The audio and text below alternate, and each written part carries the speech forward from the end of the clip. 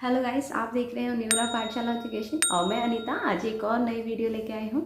और इस वीडियो में मैं आपको बताऊंगी कि आप जो है 11th और 12th में कैसे पढ़ाई करें, किस तरह से प्रिपरेशन करें अपने जो है, ताकि आपको क्या हो सके आफ्टर 12th ही आपको क्या है कोई गवर्नमेंट जॉब आराम से आप अचीव कर सको। बट मेरी रिक्वेस्ट है गाइस कि प्लीज़ प्लीज़ प्लीज़ इन वीडियोज़ को शेयर करा करें और मेरा एक टारगेट है दैट इज़ 1000 सब्सक्राइबर का। Please help me to achieve the target, ठीक है। मैं आपका टाइम नहीं वेस्ट करते हुए लेट्स स्टार्ट कि आपको कैसे पढ़ाई करनी है, क्या क्या पढ़ना है। तो देखिए, जब अगर आपको मैंने पहले ही पीछे एक बच्चे ने मुझसे रिक्वेस्ट की थी कि मैम बता दीजिए कि आर्ट्स में मतलब कि हम आर्ट्स में कैसे कैसे मतलब कौन कौन से कॉम्पिटिटिव एग्जाम्स दे सकते हैं या किस किस में अपना जो है कैरियर बना सकते हैं। तो मैंने उस पर एक छोटी सी वीडियो डाली है, ठीक है, तो आप उसको वॉच कर लीजिए। और अगर इसी तरह से कोई और बच्चे भी चाहते हैं लाइक साइंस स्ट्रीम के हैं या कॉमर्स स्ट्रीम के हैं कि वो कैसे कैसे मूव कर सकते हैं गवर्नमेंट जॉब के लिए, तो मैं उनके लिए भी डाल दूंगी वीडियो, ठीक है। आप मुझे कमेंट कर सकते हो। देखिए, हम अपनी बात पे आते हैं, आपको कैसे पढ़ाई करना है इन 11th-12th में। तो जो बच्चे जैसे आर्ट्स के हैं, है ना, तो नॉर्मली आपको क्या करना है, कोई भी आप कॉम्पिटिटिव एग्जाम्स देते हो तो उसमें आपको क्या है, एक तो मैथ्स बहुत इंपॉर्टेंट है, ठीक है, एक इंग्लिश बहुत इंपॉर्टेंट है, एक आपको रीजनिंग बहुत इंपॉर्टेंट है, इसके साथ साथ चला जाता है जीएस और लास्ट आपके पास आता है दैट इज करंट अफेयर। तो इन 5 चीज़ों पे you have to make your control. आपको क्या करना है, इन 5 पे अच्छा सा कमांड बना लेना है। अभी आप सोचोगे मैं कैसे तैयारी करूँ या मतलब किस तरह से कितना पढ़ना है, क्या पढ़ना है, तो हम उसके बारे में भी डिस्कस कर लेते हैं। देखो, सबसे पहली परेशानी है इंग्लिश की। तो इंग्लिश के लिए मैंने आपके साथ एक पहले ही वीडियो शेयर की है, उसमें मैंने आपके साथ बुक्स भी शेयर करी है कि कौन कौन सी बुक्स के थ्रू आप जो है अपनी इंग्लिश को इम्प्रूव कर सकते हो फॉर कॉम्पिटिटिव लेवल के लिए। और वो सिर्फ कॉम्पिटिशन के लिए नहीं है, आप कहीं किसी के साथ भी स्टैंड करते हो, मतलब कि अगर आप इंटरव्यू के लिए भी जाते हो तो वहाँ पर भी आपका जो है मतलब यू विल नॉट बिलीव कि आपका जो है फ्लुएंसी बहुत ज़्यादा इंप्रूव हो जाएगा, ठीक है। तो आप जो है उन बुक्स को प्रेफर करिए एंड इट्स माई प्रॉमिस, अगर आप पूरा फोकस करोगे तो आपकी जो है इंग्लिश में बहुत ज़्यादा इंप्रूवमेंट हो जाएगा, ठीक है। मैंने बाकायदा एक बुक शेयर की है आपके साथ फॉर ग्रामर के लिए, आपकी वोकैबुलरी के लिए, या फिर और कौन कौन से स्टेप्स आप ले सकते हो, ठीक है। तो उस पर हम ज़्यादा बात नहीं करेंगे, आप मेरे जो है चैनल पे विजिट करिए न्यूरा पाठशाला एजुकेशन पर, और वहाँ पर आपको मिल जाएगा इंपॉर्टेंट बुक्स फॉर इंग्लिश। इस तरह की कोई एक वीडियो पड़ी हुई है, आप उस पर विजिट करिए, देखिए। हम आगे की बात कर लेते हैं। 5 की बात की है मैंने, दैट इज इंग्लिश, तो इंग्लिश तो हो चुका है ना। अब बात कर लेते हैं सेकंड इज दैट इज जो है आपका रीजनिंग। देखिए, रीजनिंग के लिए बहुत सारे यूट्यूब चैनल पड़े हैं। सबसे पहले आपको जिसकी भी तैयारी करनी है, जैसे मान लीजिए आप क्या करना चाहते हो, आप जो है एयरफोर्स में जाना चाहते हो ना, तो एयरफोर्स की अपनी रीजनिंग है ना, तो वो आप कर लीजिए, उसको एनालॉजी वगैरह जो भी है आपके पास, ठीक है। जो है सीरीज के बेस पे आता है, अल्फा न्यूमेरिकल बेस पे आता है, डाइस के बेस पे आता है, इस जैसे मिरर इमेज है, वाटर इमेज है। अगर आप XY ग्रुप के लिए कर रहे हो वहाँ पर भी ये सेम सिलेबस रहता है। फिर उसके बाद ब्लड रिलेशन है आपके पास, ठीक है। फिर उसके बाद सिटिंग अरेंजमेंट है आपके पास, सर्कुलर अरेंजमेंट आता है, लीनियर जो है सिटिंग अरेंजमेंट आता है। अगर आप चाहते हो कि मैं आप लोगों को ये सारे सब्जेक्ट पढ़ाऊँ तो वो भी पॉसिबल है, क्योंकि मेरा पिछले 5 साल से इसमें काफ़ी एक्सपीरियंस है। और आप चाहे तो मतलब, लेकिन मुझे कमेंट कर दीजिएगा तो मैं 1 बाय 1 आपको क्या है अच्छे से टॉपिक एक्सप्लेन कर सकती हूँ कि आपको कैसे पढ़ना है, किस लेवल तक का पढ़ना है। ऐसा नहीं है कि एक टॉपिक के पीछे आप भाग गए और करते रहे, यूजलेस है। मतलब आपको सिर्फ उसकी अंडरस्टैंडिंग समझनी है, ठीक है। एक जो अल्फा न्यूमेरिकल सीरीज है, अगर आपको समझ गई है तो बहुत अच्छी बात है, आप तुरंत ही क्रैक कर लोगे, है ना।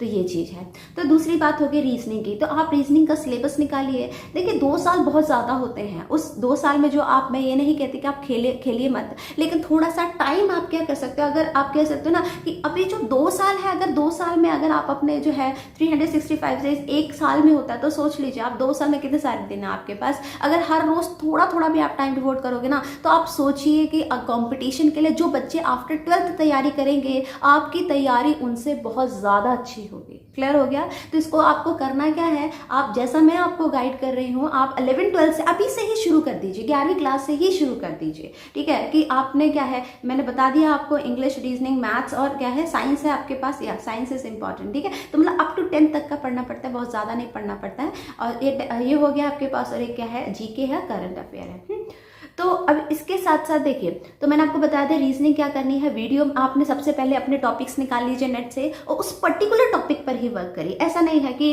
रीजनिंग की तो काफ़ी बड़ी बड़ी मोटी मोटी बुक्स आ जाती हैं, आप उसे उठा के ले आए, उनको करना शुरू कर दिया, यूजलेस है।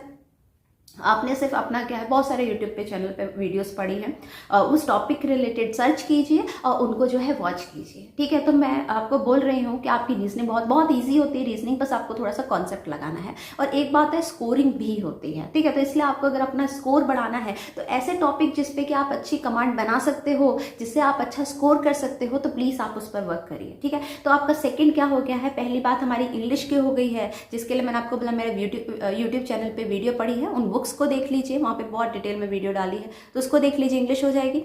नेक्स्ट मैंने आपको रीजनिंग के लिए बताया है कि जिस भी कॉम्पिटिटिव एग्जाम की तैयारी कर रहे हो, ठीक है, तो आपने क्या करना है, उसका सिलेबस निकालिए, उसमें से पर्टिकुलर जो रीजनिंग के टॉपिक है उसको लगाइए, समझ में ना, उसी को आपने क्या है सबसे पहले स्टार्ट कर दीजिए। क्योंकि एक बार आपने रीजनिंग लगा ली है तो बस उनकी वैल्यू चेंज होगी, इससे ज़्यादा कुछ नहीं होगा, कॉन्सेप्ट एक ही रहता है। ऐसा नहीं है कि करंट अफेयर आज का कुछ और कल का कुछ और होगा, वैसे रीजनिंग के साथ कुछ होने वाला है, कुछ भी नहीं होने वाला, ठीक है। तो इसलिए आपने करना क्या है, अभी से ही स्टार्ट कर दीजिए। एक बार रीजनिंग में कमांड बन गया तो वो आपका फ्यूचर तक हो जाएगा, मतलब जब तक आपकी जॉब नहीं लग जाती है, ठीक है। थोड़ा बहुत चेंज होगा तो आप अपडेट करते रहोगे अपने आप को, क्लियर हो गया। तो ये चीज़ है, तो रीजनिंग हो गया हमारे पास। अब हम तीसरी बात कर लेते हैं, and the third thing is that is mathematics. अब आपको मैथमेटिक्स पे वर्क करना है।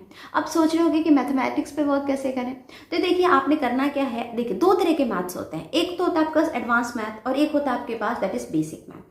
अगर मैं बात करूं आपके बेसिक मैथ की, तो मोस्ट ऑफ द एग्जाम में आपको बेसिक मैथ ही देखने को मिलेगा, ठीक है। लेकिन अगर हम नेवी की बात कर लें, ठीक है, जो है एक्स ग्रुप की बात कर ले, ठीक है, इसके बाद तो इन और एनडीए की बात कर ले, इस तरह के कॉम्पिटिटिव एग्जाम में आपको एडवांस मैथ ही देखने को मिलेगा।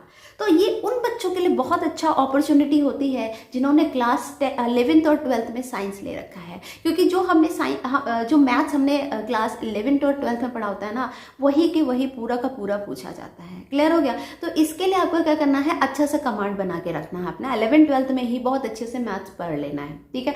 तो वहाँ पे क्या है, और आपने सिर्फ एक ऐसा नहीं है कि सिर्फ आप एक रिटन फॉर्म में आपको सब्जेक्टिव पेपर निकालना है, इस तरह से पढ़ाई करिए, नहीं। आपका जो है, अगर आपको कॉम्पिटिटिव एग्जाम का है तो ऑब्जेक्टिव क्वेश्चंस आएंगे, तो आपने क्या करना है कि बहुत सारी, जैसे कि पाइथन, आई थिंक बहुत सारी बुक्स मतलब अवेलेबल है, ठीक है। तो नेट आपने क्या करना है, मार्केट पे जाइए, वहाँ से आप क्या कर लेंगे, जैसे वाई ग्रुप की हो गई है, एनडीए की बुक्स हो गई हैं, आप उनको परचेज कर लीजिए, ठीक है। आप उनको परचेज करोगे और उसके बाद अपना जो चैप्टर है, जैसे कि आपने सेट थ्योरी लगाया है मान लीजिए, ठीक है, मेरा मैथ्स रहा है इसलिए मुझे काफ़ी डिटेल से पता होता है।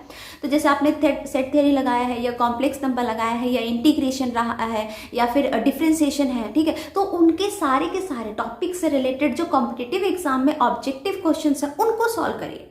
First of all you have to जो है कंप्लीट योर चैप्टर, ठीक है, उसकी डिटेल को करिए अच्छे से। और जब आपको एक बार कॉन्फिडेंस हो जाए कि मेरा चैप्टर बहुत अच्छे से हो चुका है, तो फिर अब आपको क्या करना है, you have to switch on your competitive level जो बुक है आपकी मैथ्स की, उस पर स्विच करिए, उसके जो ऑब्जेक्टिव क्वेश्चन हैं उनको लगाइए। और नाउ यू जज योर सेल्फ कि कितने क्वेश्चन जो है you are able to do it. तो जितने भी क्वेश्चन आपको इस तरह से क्या है, आपकी जो है कॉम्पिटिशन की भी तैयारी हो जाएगी, आपके जो स्कूल में तैयारी करनी है उसके लिए भी हो जाएगी, ठीक है। अभी ये बात की थी मैंने एडवांस मैथ्स की, कि जो मतलब जिन्होंने एनडीए वगैरह की तैयारी करनी है, बट बाकी जितना भी आपके कॉम्पिटिशन एग्जाम है, जैसे कि आप बैंकिंग का देख लीजिए, ठीक है, उसके बाद आप जो है एयरफोर्स का देख लीजिए, वहां पर भी आपको मिल जाएगा, है ना। जैसे दो होता है, ग्राउंड ऑफिसर होता है, फ्लाइंग ऑफिसर होता है, ठीक है। तो इस तरह से क्या है, वहां पर आपको क्या है, बेसिक मैथ मिलेगा। आप सोच रहे हो कि बेसिक मैथ में मैम पढ़ना क्या क्या है, तो मैं आपको बता दूं, जैसे कि मान लीजिए आपका सिंपल इंटरेस्ट है, कंपाउंड इंटरेस्ट है, रेशियो एंड प्रोपोर्शन है, परसेंटेज है, ठीक है, फिर मिक्सचर एंड एलिगेशन है। तो ये सारे चैप्टर्स जो हमने actually up to 10th class में पढ़े होते हैं, वही बस आपको पूछे जाते हैं। तो उन्हीं में क्या है, ऑब्जेक्टिव वे में पूछे जाते हैं आपको। तो बस ये है, थोड़ा सा आपको थोड़ा सा स्मार्ट वे लगाना पड़ेगा। अगर आप स्मार्ट वे लगाओगे, क्योंकि वहाँ पे टाइम की वैल्यू बहुत ज़्यादा होती है। अगर आप टाइम के साथ, मतलब आपको कितना भी है, आपको मैंने पहले भी बताया है, लेकिन अगर आप टाइम पे नहीं वो क्वेश्चन कर पा रहे हो, तो मतलब आप नहीं फिर एलिजिबल रह पाओगे, क्लियर हुआ। तो इसलिए क्या है, आपने उस पर हार्डवर्क करना है, अपने टॉपिक्स को निकाल लीजिए आप, और उसके बाद जो है उस पर वर्क करना शुरू कर दीजिए। तो इस तरह से आप क्या कर सकते हो, मैथ की तैयारी कर सकते हो। तो हमारी किस किस की बात हो गई है, मैंने बता दिया, इंग्लिश की, then reasoning and then mathematics, ठीक है, एडवांस मैथ उस हिसाब से देख लीजिएगा जो भी आपका पढ़ता है। अब नेक्स्ट बात कर लेते हैं हम लोग, दैट इज करंट अफेयर। अभी देखिए करंट अफेयर के लिए कुछ देखिए क्या कर सकते हैं। पहली बात है, जब भी किसी भी कॉम्पिटेटिव एग्जाम की तैयारी कर रहे हो आप, तो करंट अफेयर एटलीस्ट आपको 6 मंथ का, ठीक है, लाइक हाँ 6 मंथ का तो आपको जो है लास्ट 6 मंथ तक का तो आपको पता ही होना चाहिए। तो आप क्या करिए, पिछले 6 महीने का करंट अफेयर जो है एटलीस्ट अपने दिमाग पर रख लीजिए। अगर साल 1.5 साल का तो बहुत अच्छी बात है। और मैं आपसे यही कहूँगी, जैसे बहुत सारे जो चैनल है, जैसे कि आज तक हो गया है, आज तक है आपके पास, देन दुनिया तक है आपके पास। अगर आप एमपी से हो, जैसे मैं हूँ एमपी से, तो आप एमपी से हो तो आप क्या कह सकते हैं, एमपी तक है। तो इस तरह से क्या है, देखिए अगर हम डे रूटीन में अगर हम सब चीज़ें सुनते रहते हैं ना, इससे होता क्या है कि जब हमें कंपटीशन के एग्जाम में अगर क्वेश्चंस पूछते हैं, मैं ये नहीं कहती कि सारे नहीं क्वेश्चन कवर हो पाते हैं, अगर हम जो जनरल जो न्यूज़ आती है वहाँ से सारे नहीं कवर हो पाते हैं, तो इसलिए आप क्या कर सकते हैं, बहुत सारे जैसे स्टडी IQ है और भी मतलब बहुत सारे चैनल है जिस पे आप क्या कर सकते हो, विजिट करिए वहाँ पर। और वहाँ पे क्या है, मंथली करंट अफेयर पढ़ा होता है ना,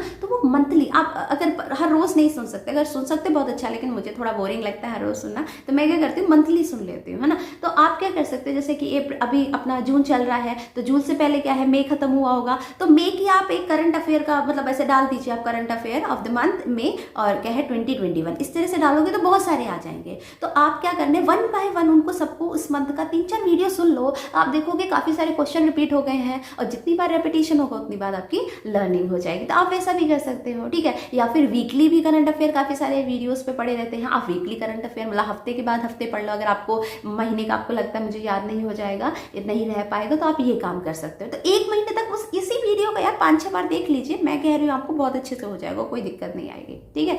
तो इस तरह से आप क्या कर सकते हो, करंट अफेयर को कर सकते हो। एक तो हैबिट डालिए न्यूज़पेपर पढ़ने की, लेकिन अगर आप जो है कह सकते हो इकोनॉमिकली इतने ज़्यादा स्ट्रांग नहीं हो, तो आप एक ही काम करिए, एक तो न्यूज़ बहुत ज़्यादा सुना करिए, ठीक है। देखो मैं तो पॉलिटिक्स में भी बहुत इंटरेस्ट लेती हूँ, मुझे बहुत मज़ा आता है कि जब भी कोई संसद का कोई स्पीच हुआ हो, या फिर कोई जो है स्टेट में कुछ जो है कॉन्ट्रडिक्शन वगैरह चल रही हो, मैं बहुत अच्छे से उसको ध्यान देती हूँ। इससे होता क्या है, देखिए वो अपनी जब बारे में बताते हैं ना, उसमें बहुत सारी पुरानी बातें बता देते हैं, और आप अगर उनको हैबिट में डाल लोगे ना, तो देख लेना आपको बहुत सारी चीज़ें जो है याद रह जाएंगी। जैसे कि 1959 में क्या हुआ था, 1965 में क्या हुआ था, वो बहुत सारे एग्जाम्पल्स देते हैं अपने आप को प्रूफ करने के लिए, और उनके प्रूफ कहीं ना कहीं अपने को हेल्प हो जाते हैं, ठीक है। तो आए दिन मैं जब भी क्या कहते हैं संसद में जब भी स्पीच वगैरह देते हैं मोदी जी, तो मैं उनकी स्पीच को सुनती हूँ और काफ़ी सारी चीज़ें मुझे सीखने को मिलती हैं।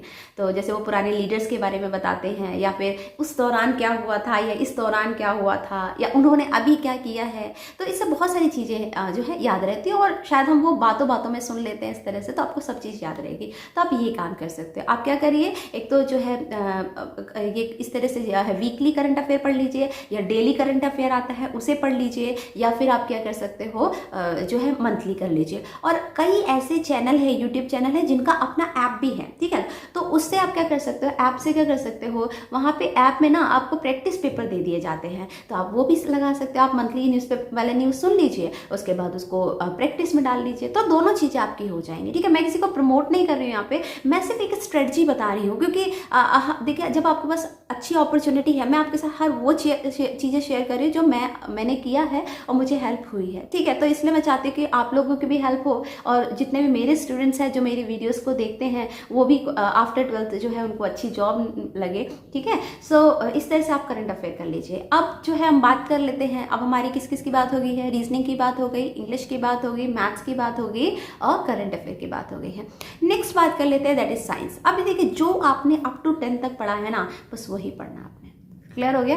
10th तक जो पढ़ा है बस वही पूछा जाता है कंपटीशन में। एनडीए की बात नहीं कर रही हूँ, दैट्स द डिफरेंट थिंग, वो तो काफ़ी हाई लेवल है, वहाँ पर आपको अलग मिलेगा। बाकी जितने भी कंपटीशन होते हैं ना वो उसमें, लेकिन उसको भी बहुत अच्छे से पढ़ना है, बहुत डेप्थ में पढ़ना है। पहली बात है कि आप सब मत पढ़िए, कोई आपको पीएचडी नहीं करनी है। आपको क्या करना है, आप ये देखिए कि उस समय पहली बात है कि किस लेवल का है। दूसरी चीज़ है कि आप थोड़े 3-4 साल के अगर पेपर देख लोगे ना, तो आपको एक आइडिया लग जाएगा कि वो क्या किस तरह के क्वेश्चन पूछते हैं, समझ में, किस लेवल तक को जाते हैं। आपको एक टारगेट मतलब एक काफ़ी अच्छा क्या है आइडिया लग जाएगा इससे। वो कर लीजिए आप उससे, ठीक है। तो इस तरह से क्या कर सकते हो, साइंस में जैसे कि बायो है, फिजिक्स है और आपके पास क्या है, केमिस्ट्री है, तो ये आप पढ़ सकते हो। इसमें केमिस्ट्री में वही एसिड है, बेस, सॉल्ट, वो चैप्टर आ गया है। तो जो भी चैप्टर्स है आप उनको टॉपिक बाय टॉपिक पढ़ लीजिए, ठीक है। और जो है फिजिक्स है, उसके बाद जैसे इन्वेंशंस हैं, उसके बाद जो है साइंटिफिक नेम है आपके पास, डिजीज से रिलेटेड टॉपिक हमेशा पूछा जाता है, तो वो आप पढ़ सकते हो उसमें से अच्छे से। उसके बाद सेल क्या है, टिश्यू क्या है, ठीक है ना, ऑर्गन्स है। फिर इसके बाद जैसे साइज क्या होता है, वेट क्या होता है, मतलब जो ऑर्गन्स का है ना, तो वो सारा चीज़ आपको अच्छे से पता होना चाहिए। फिर सनलाइट वगैरह है, जो फोटोसिंथेसिस कैसे होती है, वो सारी चीज़ें आपने बहुत अच्छे से पढ़ लेनी है। और आई थिंक काफ़ी बच्चे जो साइंस स्ट्रीम के होंगे उनको तो इतना दिक्कत भी नहीं आने वाला है, उनको तो बस एक बार क्या है, गो थ्रू ही करना, और वो नहीं भी करके जाएंगे तो उनको हो जाएगा। क्योंकि अप टू 12th तक अगर आप साइंस पढ़े हो, मैं बायो की नहीं बात करी, अगर उन्होंने सिर्फ नॉन मेडिकल लिया तो बायो नहीं आएगा, तो आप बायो को एक बार रिवाइज कर लीजिए, क्या इशू है ना। तो इस तरह से आप क्या कर सकते हो, साइंस की तैयारी कर सकते हो। और उसके लिए भी बहुत सारे यूट्यूब चैनल पड़े हुए। मैं सिर्फ आपको ये बता रही हूँ कि 2 साल को आपको किन किन और मतलब अदर देन योर स्टडी आप किस किस चीज़ों पे फोकस करें कि एटलीस्ट आपका जो है आफ्टर 12th आपको कोई ना कोई मतलब अच्छी सी जॉब आपको मिल जाए, ठीक है। तो इस तरह से आप ये वाला कर सकते हो। और एक जो है आपका रह गया है, दैट इज जो है जीके, ठीक है, जनरल नॉलेज रह गया है। तो जनरल नॉलेज में क्या है, जैसे कि मिसलीनियस जितने भी होते हैं पहले तो वो आपको पता होना चाहिए, ठीक है। फर्स्ट इन इंडिया हो गया है, फर्स्ट इन वर्ल्ड हो गया है, ठीक है, हाईएस्ट पीक कौन सी है, वर्ल्ड ज्योग्राफी है, जैसे कि आपके पास हिस्ट्री आपको थोड़ी सी पता होनी चाहिए कि पहले मुगल्स में पहला रूलर कौन था, लास्ट रूलर कौन था, कौन कौन सी डायनेस्टी आई इन बिटवीन। उसके बाद 1950 से जो है 1857 की जो रिवॉल्ट्स थे वो पता होना चाहिए। फिर उसके बाद हमारे जो फ्रीडम है, ठीक है, तो वो आपको इंडियन फ्रीडम के बारे में आपको पता होना चाहिए। आफ्टर दैट जो एंशिएंट हिस्ट्री है, ठीक है, मोहनजोदारो वगैरह जो है उनके बारे में आपको पता होना चाहिए। हमारी जो बुक्स हैं, ठीक है, उस सब के बारे में आपको पता होना चाहिए। तो ये थोड़ा बहुत आपको जो है हिस्ट्री के ऊपर भी कमांड होनी चाहिए। तो इस तरह से क्या है, इन सारी चीज़ों को जिसकी मैंने अभी आपको बात की है, अगर आप इन सब के बारे में अच्छे से पढ़ोगे तो बस 2 साल कम नहीं होते हैं राजे। अगर 2 साल मान लीजिए आपने फिर भी मेरी स्ट्रेटजी फॉलो की आपने, आप एक ही काम कर सकते हो। मैंने आपको हमेशा कहा है, लर्न करने का तरीका सबसे ज़्यादा अच्छा तब है जब आप मॉर्निंग में करो या फिर रात को करो, ठीक है। मॉर्निंग में कहते हैं लर्निंग जो है हमारी क्या है अच्छी हो जाती है, तो आप सुबह कर लीजिए, नो डाउट। मैं तो रात को भी कर लेती हूँ, मुझे कोई दिक्कत नहीं है। बट आप एक काम कर सकते हो, रात को आप मैथ्स लगा लीजिए, लर्निंग का पोर्शन आप मॉर्निंग में कर लीजिए, ठीक है। और सारा दिन आपका पढ़ा, अपने स्कूल का पढ़िए, क्या दिक्कत है ना। तो मतलब अगर आपको देखिए अभी थोड़ी मेहनत करोगे तो आपको कल पूरा फ्यूचर आपका जो है ब्राइट हो जाएगा। लेकिन अगर आप अभी से ही क्या है एकदम ढीले हो जाओगे, आप सिर्फ टाइम पास कर रहे हो, स्कूल गए, अभी तो स्कूल भी नहीं चल रहे हैं, ऑनलाइन क्लास ली, बस हम तो थक गए हैं और अब हमें फ्री टाइम चाहिए। तो देखो फ्री टाइम तो सारी जिंदगी, अगर अभी आपका फ्यूचर नहीं बना तो आपको पूरी जिंदगी फ्री ही रहना है, ठीक है। फिर आपको कहते हैं ना, एक समय पे सब आपको कहेंगे कि अभी पढ़ लो पढ़ लो, जब एक समय चला जाएगा फिर आपसे कोई नहीं कहेगा कि आप पढ़ लो पढ़ लो। क्लियर हुआ। तो इसीलिए जो है मेरी अपने जितने भी स्टूडेंट्स हैं जो मुझे देखते हैं, मुझे पसंद करते हैं, तो प्लीज़ आप में जो है मेरे स्ट्रेटजी को फॉलो कीजिए। ये 2 साल को अच्छे से डिवोट करिए। हर रोज़ कोई किसी तरह से भी कोई डाउट हो प्लीज़ आप मुझे कमेंट किया करिए, और जितना भी हो सके अपने फ्रेंड्स के साथ ये वीडियो शेयर करिए ताकि उनको भी इस बात का बेनिफिट हो जाए। और साथ साथ में please please please help me to achieve my target, कि मैं 1000 सब्सक्राइबर का जो टारगेट होता है यूट्यूब पे, प्लीज़ मुझे वो अचीव करने में हेल्प करिए। सो कोई डाउट हो प्लीज़ कमेंट करिए। So thank you to all for watching this video. Bye bye.